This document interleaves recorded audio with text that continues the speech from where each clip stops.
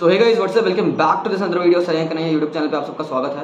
और इस वीडियो में बात करूंगा मैं कि इंग्लिश के लिए आपकी क्या कोर स्ट्रैटेजी होनी चाहिए सो दैट आप अच्छा स्कोर कर पाए उसमें। बिकॉज देखो यार, दो सब्जेक्ट्स होते हैं आपकी, इंग्लिश और जीएस, जिसमें बहुत ज़्यादा कम समय लगता है और अच्छा स्कोरिंग सब्जेक्ट हो सकता है। लेकिन इन दोनों के कंपैरिजन में समय तो दोनों में कम लगता है, लेकिन स्टिल इंग्लिश में ज़्यादा चांसेस होते हैं कि आप 20+ स्कोर कर पाओ आउट ऑफ 25 क्वेश्चन।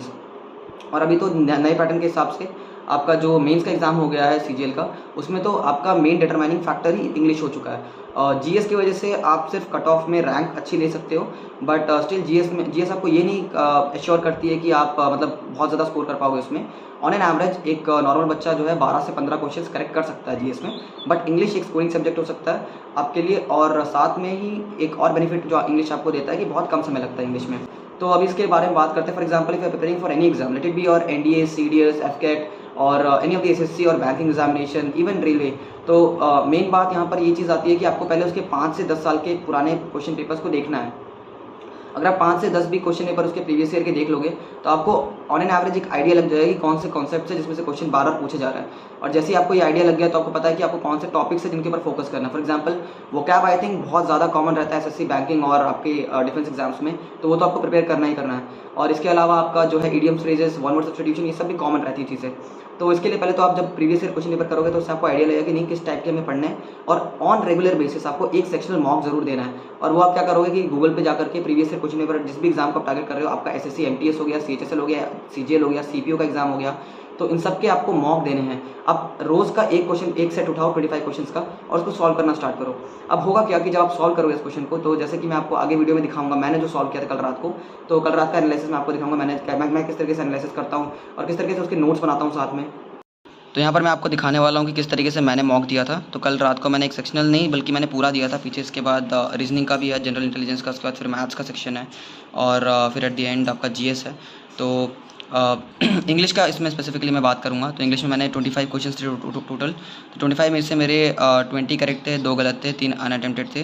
तो ओवरऑल मैं बता रहा हूँ कि इंग्लिश ऐसा सब्जेक्ट है जो कि हाई स्कोरिंग और कम समय लेता है। तो इसमें जो मेरे को नया चीज़ लगा और जो मेरे को लगा कि लिख करके एक बार रिवाइज़ करना चाहिए, तो मैंने उसको वापस लिख करके रिवाइज़ किया। और आप एक वोकैब का क्वेश्चन करते हो तो उसमें 3-4 आपको नए वोकैब तैयार हो ही जाते हैं।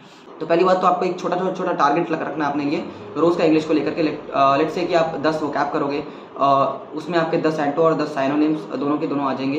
And apart from that 10 one word substitution और 10 इडियम फ्रेजेस से स्टार्ट करो। 40 मतलब नई चीज़ें आप सीख रहे हो रोज़ के रोज़। तो आप सोच के देखो कि एक महीने के बाद कितना ज़्यादा आपका प्रिपेयर हो जाएगा। तो यही चीज़ है जो मैटर करती है at the end of the day. आपको रेगुलरली कंसिस्टेंटली आपको प्रोग्रेस करना पड़ता है चीज़ों को लेकर के। 2022 का सीजीएल मैंने दिया था और उसमें मेरा प्री क्वालिफाई था, बट मेंस में मेरा कट ऑफ मार्क्स से रह गया और कंप्यूटर में मेरा क्वालिफाई नहीं था। एंड स्टिल मेरा ग्रेजुएशन भी कंप्लीट हुआ। I just gave the examination and know like what kind of questions are asked and to have an experience in real time, like how it feels to be there in SSC की field में, है ना, क्योंकि ये मेरे लिए बिल्कुल नया है। Because I have been having lot of experience in terms of defense examination. If you'll ask me, like for NDA, I've qualified it multiple times and have given 4 SSB interviews as well, 2 times screen out and 2 times conference out, and have got medically rejected for Air Force XY group, and have got even the joining letter of Navy AA, but I haven't gone for it because I wanted something big in my life. So yes, this is what it is. And apart from that, अगर आपको English के लिए और कोई ज़्यादा जानकारी चाहिए तो सबसे बेस्ट थिंग आपके लिए जो हो सकती है इस टाइम पर वो है कि आप रोज़ का न्यूज़पेपर पढ़ना स्टार्ट करो। बिकॉज न्यूज़पेपर आप पढ़ोगे ना तो आप किसी एक एग्जाम के भरोसे नहीं बैठे रहोगे। फॉर एग्जांपल आपका मन किया कि नहीं आपको सीडीएस भी देना है, एफकेट भी देना है, या फिर आप जो 12th पास किए होंगे अभी हाल ही में स्टूडेंट, तो उनको एनडीए देना होगा। तो ये मत सोचो कि आप बस एग्जाम तक सीमित रह गए या फिर एग्जाम आपने क्वालिफाई कर दिया तो सब कुछ हो गया। बिकॉज उसके बाद भी आपके लिए एक एसएसबी इंटरव्यू का प्रोसेस होता है जो कि सामने खड़ा रहता है। और मैं तो कह रहा हूँ कि अगर आप बस न्यूज़पेपर को अच्छी तरीके से ढंग से पढ़ोगे तो आपका करंट अफेयर इंप्रूव होगा, आपकी वोकैबुलरी इंप्रूव होगी, आपको मतलब इंग्लिश कम्युनिकेशन में आपका बहुत ज़्यादा इंप्रूव होने वाला है। और इसके अलावा आपको नॉलेज होगी करंट अफेयर की, like what are the global issues, what are the burning issues which are going on around the world, burning topics क्या चल रहे हैं, और उसके बारे में आपको एक व्यू पॉइंट रखने में बहुत ज़्यादा मदद मिलने वाली है। तो न्यूज़पेपर पढ़ना स्टार्ट करिए आप लोग। द हिंदू नहीं तो इंडियन एक्सप्रेस से स्टार्ट करिए अगर उसकी लैंग्वेज डिफिकल्ट लगती है। उसके ऊपर भी अगर आप कमेंट करोगे तो मैं वीडियो बनाऊंगा like how to start newspaper, मैंने कैसे स्टार्ट किया, मैंने क्या क्या प्रॉब्लम्स झेली अपनी तरफ से, सो दैट आप उसको रिलेट कर पाओ कि आपको लगे कि नहीं मेरे अकेले के साथ ऐसा नहीं हो रहा, प्रिपेयर करते टाइम पर सबके साथ ऐसा होता है। तो पहले स्टार्टिंग में तो थोड़ा ऑकवर्ड वाला फीलिंग आएगा न्यूज़पेपर पढ़ते टाइम पर, बट स्टिल वो एक ऐसी चीज़ है न्यूज़पेपर, बिकॉज देखो हमारी खुद की जो मदर लैंग्वेज है वो सीखने के लिए हमने कभी कोई ग्रामर पढ़ी नहीं. So why do we need to study grammar while studying English language? Because English is a language and it can be learn very easily if you will engage yourself with the language. आपको engage करना है language के साथ, ठीक है. So that's it about the English subject. और apart from that, अगर आपको कंसेप्ट समझने हैं, उसको बेसिक से सीखना है, तो यूट्यूब पे आपको नीतू सिंह मैम मिल जाएंगी. बाकी और भी यूट्यूब चैनल, अन्य चैनल जिन पे आप जाकर के पढ़ सकते हो इंग्लिश के कंसेप्ट्स.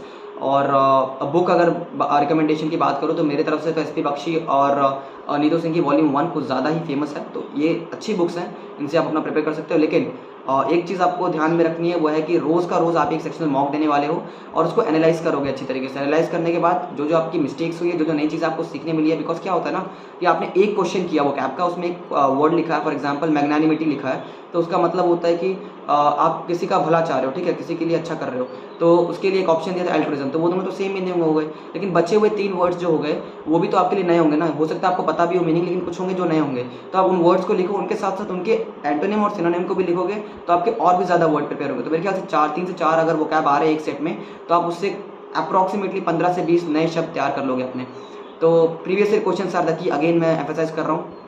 और न्यूज़पेपर आप अगर पढ़ सकते हो और अगर अफोर्ड कर सकते हो, सो उससे अच्छा कुछ नहीं हो सकता. और and that's all for this video. और अगर आपको वीडियो पसंद आया और लगा कि कुछ इन्फॉर्मेशन आपको मेरे तरफ से मिली है, तो डेफिनेटली चैनल को लाइक करिए, सब्सक्राइब करिए.